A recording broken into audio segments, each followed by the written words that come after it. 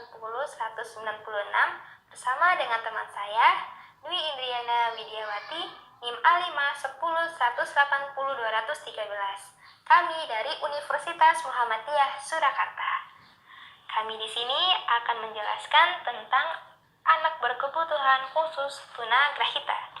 Kalian penasaran kan bagaimana penjelasannya? Yuk, tetap stay dan saksikan video berikut ini. Oke, yang pertama saya akan menjelaskan tentang pengertian anak berkebutuhan khusus tunagrahita.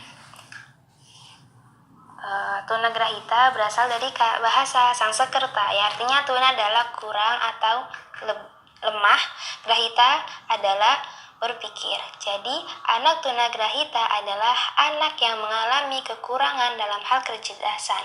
Oleh karena itu, tolak ukur yang digunakan untuk anak tunagrahita adalah kecerdasan atau IQ. Oleh karena itu, anak tunagrahita mempunyai kecerdasan di bawah anak-anak normal lainnya. Gejala tunagrahita pada anak antara lain yang pertama, memiliki cacat fisik, kesulitan dalam menggerakkan otot-otot tubuh, dan perkembangan gerak yang sangat kurang dibandingkan dengan anak normal lainnya. Sebagian anak memiliki kelainan mental, kemungkinan mengalami gangguan kesehatan seperti gangguan penglihatan, gangguan pendengaran, autisme, gangguan kemampuan motorik, hingga kejang. Menurut Gabe tahun 2008, ciri-ciri tubuh anak tunagrahita antara lain kepala khas mongoloid, raut muka kecil, lidah suka menjulur, bibir tebal, dan lain sebagainya. Nomor 2, lamban dan kesulitan dalam hal mempelajari hal-hal yang baru, pengetahuan abstrak atau berkaitan, dan cepat lupa terhadap yang telah dipelajari tanpa latihan terus-menerus. Menurut Desiningrum tahun 2016, kesulitan anak tunagrahita yaitu dalam hal akademik. Yang ketiga, kemampuan berbicara sangat kurang. Menurut Desiningrum tahun 2016, kemampuan berbicara anak tunagrahita sangat kurang dalam menghafal kosakata. Oleh karena itu, anak tunagrahita kemampuan berbicaranya sangat kurang. Yang keempat, kurang dalam menolong diri sendiri.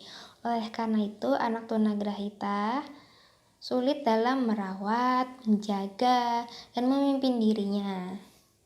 Yang kelima, tingkah laku kurang wajar terus-menerus dan kesulitan dalam berinteraksi. Oleh karena itu, anak tunagrahita karena seringnya bertingkah laku yang kurang wajar seperti mudah marah, nangis terus-menerus, susah berhenti, dan lain sebagainya yang membuat dirinya sulit dalam berinteraksi. Tingkat kecerdasan atau intelektual di bawah rata-rata. Oleh karena itu, rata-rata tingkat kecerdasan anak tunagrahita sebesar 70 ke bawah. Sedangkan anak normal tingkat kecerdasan IQ-nya adalah 90. Gejala-gejala pada anak tunagrahita tidak serta-merta terjadi begitu saja, melainkan ada beberapa faktor penyebabnya.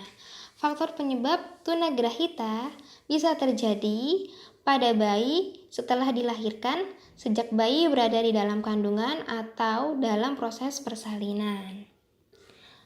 Faktor penyebab tunagrahita pada anak yaitu 1. Faktor keturunan atau genetik dari keluarganya. Yang kedua, gangguan metabolisme dan gizi. Karena ada gangguan metabolisme pada diri anak dan gizi pada anak ataupun pada masa kehamilan si ibu juga bisa menjadi faktor penyebab ketunagrahitaan pada anak. Yang ketiga, infeksi dan keracunan. Kondisi ini dipicu karena penyakit-penyakit saat janin masih berada di dalam kandungan. Yang keempat, trauma dan zat radioaktif. Timbulnya trauma berlebihan saat bayi dilahirkan atau tertimpa radiasi aktif saat hamil. Ini juga bisa menyebabkan ketunagrahitaan pada anak.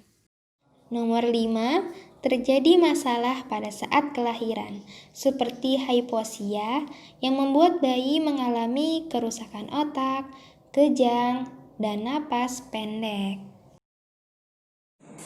Oke, yang selanjutnya kita akan membahas tentang model pendidikan bagi anak tunagrahita. Pendidikan merupakan syarat bagi perkembangan dan dasar bagi manifestasi harkat dan martabat manusia. Pendidikan untuk anak tunagrahita menggunakan kacamata pengayaan, yang mana kacamata pengayaan itu merupakan pendekatan berdasarkan kekuatan dan kemampuan.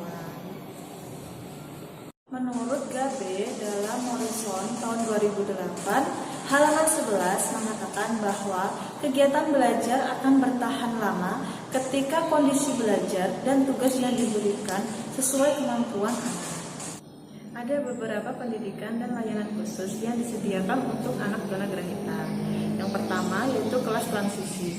Kelas ini diberikan untuk anak yang memerlukan layanan khusus, termasuk anak tunagrahita. Kemudian yang kedua ada sekolah khusus atau biasa disebut sekolah luar biasa dengan singkatan SLB. Nah, untuk anak tunagrahita biasanya ditempatkan di SLBC dan SLBC 1. Kemudian yang ketiga ada pendidikan terpadu. Nah, untuk pendidikan terpadu ini diadakannya di sekolah reguler. Yang selanjutnya nomor 4 yaitu program sekolah di rumah. Program ini diberikan untuk anak yang tidak mampu mengikuti sekolah khusus karena keterbatasannya. Kemudian yang kelima ada pendidikan inklusif. Untuk pendidikan inklusif ini diadakan di sekolah reguler. Dan yang terakhir yaitu panti atau kriya rehabilitasi. Panti ini diberikan untuk anak tunagrahita pada tingkat berat yang memiliki kemampuan pada tingkat yang sangat rendah dan memiliki kelainan ganda seperti penglihatan, pendengaran, atau motorik. Menurut Desiningrom tahun 2008 halaman 17-18 terdapat beberapa karakteristik anak tunagrahita yang lebih spesifik berdasarkan ringan dan beratnya kelainannya. Yaitu yang pertama, mampu didik.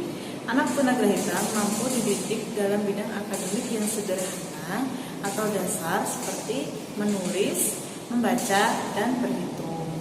Kemudian yang kedua, ada mampu latih. Anak tunagrahita mampu dilatih secara fisik dengan kelainan fisik sensori dan motoris. Dan yang ketiga yaitu perlu rawat.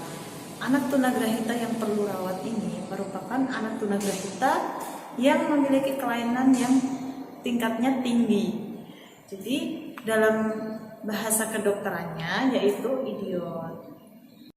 Yang selanjutnya kita akan membahas tentang layanan dan faktor yang mendukung perkembangan anak tunagrahita.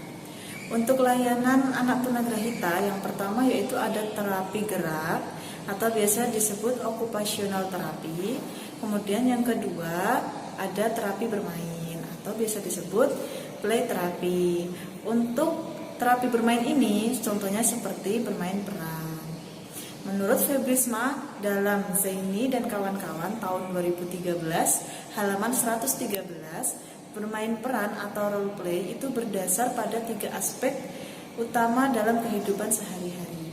Yang pertama yaitu mengambil peran atau role taking, yang kedua yaitu membuat peran atau role making, dan yang ketiga yaitu tawar-menawar peran atau role negotiation.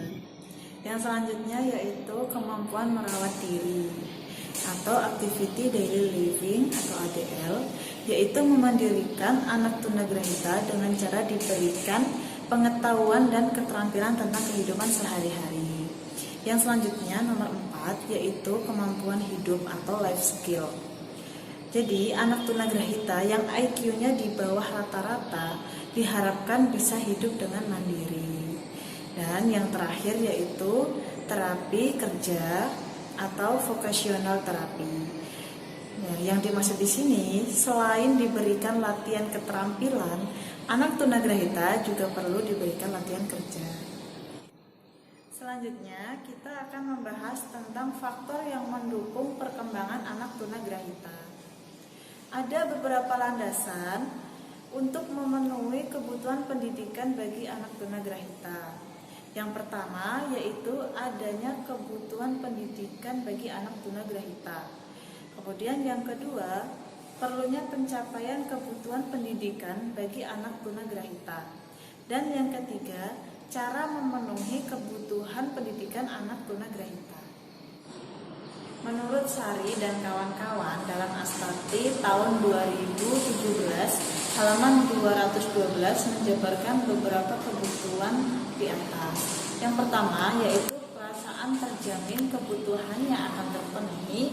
Yang kedua, perasaan berwenang mengatur diri.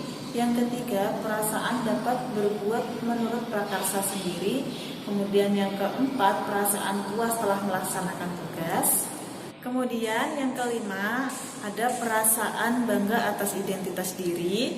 Yang keenam, perasaan keakraban. Yang ketujuh, perasaan keorangtuaan. Dan yang terakhir, kedelapan, perasaan integritas. Cukup sekian presentasi dari kelompok kami. Lebih dan kurangnya kami mohon maaf. Wabillahi taufiq wal hidayah. Wassalamualaikum warahmatullahi wabarakatuh.